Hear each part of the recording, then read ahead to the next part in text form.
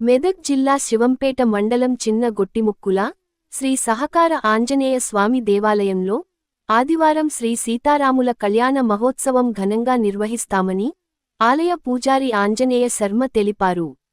ఉదయం 10 గంటల ప్రాంతంలో ఆలయంలో స్వామివారి కళ్యాణ మహోత్సవం నిర్వహిస్తామని, కళ్యాణం అనంతరం భక్తులకు అన్న ప్రసాద వితరణ కార్యక్రమాన్ని చేపడతామని, పెద్ద ఎత్తున భక్తులు ఈ కార్యక్రమానికి హాజరై స్వామివారి కృపకు పాత్రులు కావాలని సూచించారు.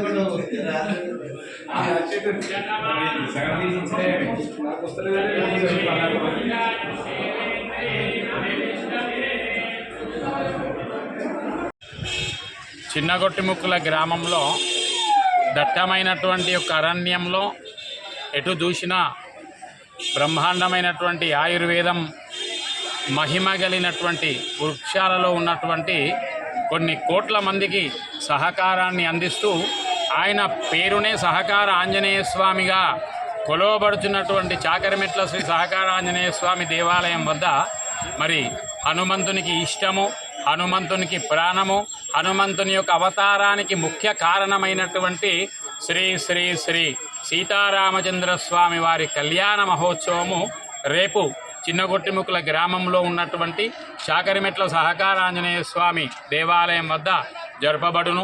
భద్రాచలంలో జరిగినటువంటి సమయంలోనే ఇంచుమించు ఉదయం 10-11 గంటల మధ్యన కళ్యాణ మహోత్సవం ప్రారంభమయ్యి అన్నప్రసాదం కూడా జరపబడును. దట్టమైనటువంటి అరణ్యంలో ఒంటరిగా ఉన్నటువంటి ఒక హనుమంతుడు మరి ఎన్ని వేల సంవత్సరాల నుంచి కొలిచిండో మరి అటువంటి యొక్క ఆయన యొక్క హనుమంతుని కోరిక మేరకు కాళ్ళకల్ గ్రామానికి చెందినటువంటి దశరథ రెడ్డి గారు చాలా పెద్ద వయస్సు వాడు, ఒక్కడే ఆయన తన కష్టార్జితం చేత సుందరమైనటువంటి సీతారామచంద్ర స్వామి ఆలయాన్ని నిర్మించడం జరిగింది. మరి అటువంటి ఆలయంలో రేపు శ్రీ సీతారామ కళ్యాణ మహోత్సవం జరపబడును. హనుమంతుని యొక్క అనుగ్రహం, రామచంద్రమూర్తి సీతాలక్ష్మి యొక్క అనుగ్రహాన్ని పొందవలసిందిగా భక్తులందరికీ మీ ఛానల్ ద్వారా కోరుతున్నాను.